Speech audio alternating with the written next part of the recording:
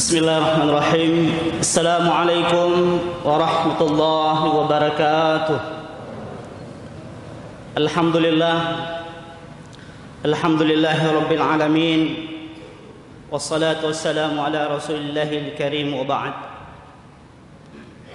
Alhamdulillah, kita bersyukur kepada Allah Subhanahu wa taala karena diberikannya kita kesempatan melaksanakan kewajiban kita, yaitu sholat zuhur secara berjamaah.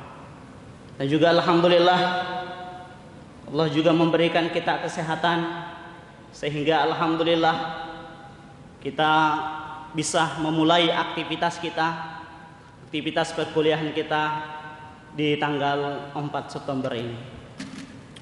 Salawat dan salam kepada Nabi Allah Muhammad sallallahu alaihi wasallam, karena beliaulah yang telah memberikan kita arahan, memberikan kita petunjuk, memberikan kita uswah, qudwah, sehingga alhamdulillah meskipun kita baru mencoba sedikit demi sedikit berusaha memaksimalkan kemampuan kita untuk mengikuti jejak-jejak baginda Nabi Allah Muhammad sallallahu alaihi wasallam.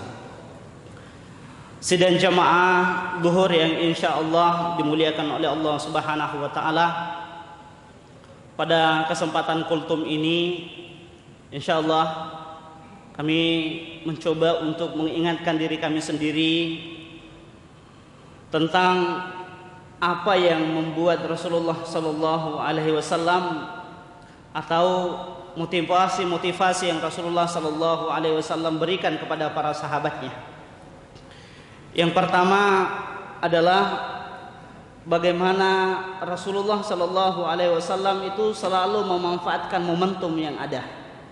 Kesempatan yang ada Rasulullah sallallahu alaihi wasallam tidak pernah menyia-nyiakan. Untuk itulah pada adinda ananda mahasiswa, terutama mahasiswa baru, manfaatkan kesempatan yang ada. Hari ini telah dimulai perkuliahan di berbagai fakultas dan di jurusan. Manfaatkan kesempatan itu, karena ketika kesempatan itu sudah tidak melekat lagi sebagai mahasiswa pada ananda sekalian, mungkin kesempatan belajar juga mungkin tidak sama lagi dengan apa yang ananda sekalian alami seperti saat ini. Itu yang pertama kata Rasulullah SAW, untuk terus memotivasi diri kita, untuk terus bagaimana supaya kita ini mampu mengembangkan diri kita. Yang pertama, gunakan kesempatan, manfaatkan momentum yang sangat berharga ini, yang menurut ulama kita, Imam Syafi'i rahimahullah mengatakan, kesempatan itu tidak akan pernah datang dua kali.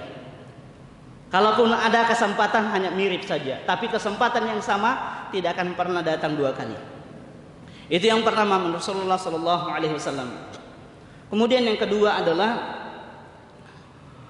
jadikan bahasa-bahasa positif pada diri kita. Setiap saat berikan motivasi diri kita sendiri dengan bahasa-bahasa yang positif. Jangan pernah memberikan kesempatan pada setan untuk memasukkan kata-kata atau bisikan-bisikan yang negatif pada diri kita. Sebab kenapa? Di dalam Al-Quran Allah sudah tegaskan, alladzi yuwaswisu fi sudurin nas, bahwasanya jin, setan dari kalangan jin dan manusia itu senantiasa membisikkan bisikan-bisikan yang tidak berguna pada setiap diri insan-insan yang beriman.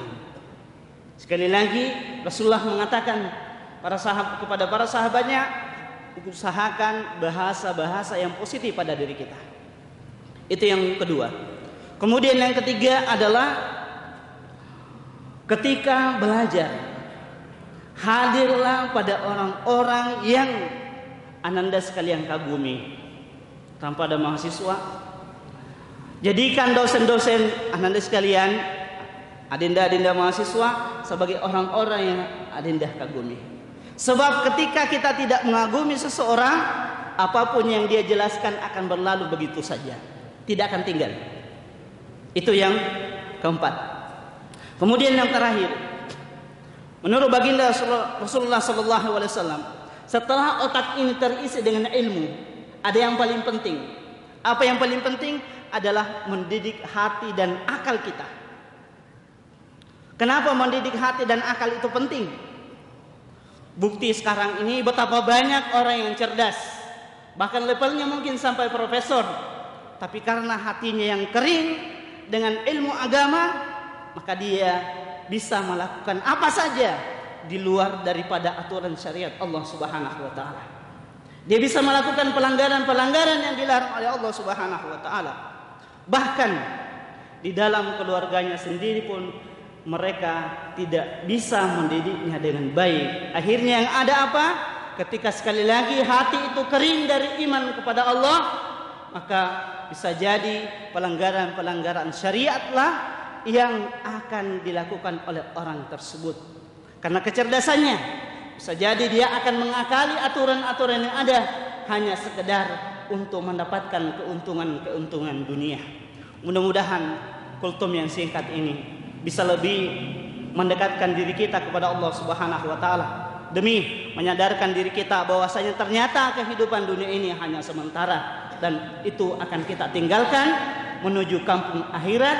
Dan yang paling intinya, ternyata di kampung akhirat nanti kita akan mempertanggungjawabkan segala aktivitas kita yang ada di dunia ini. Hadanallahu wa iyyakum ajma'in, wallahu muwaffiq ila aqwamit thariq. Assalamualaikum warahmatullahi wabarakatuh.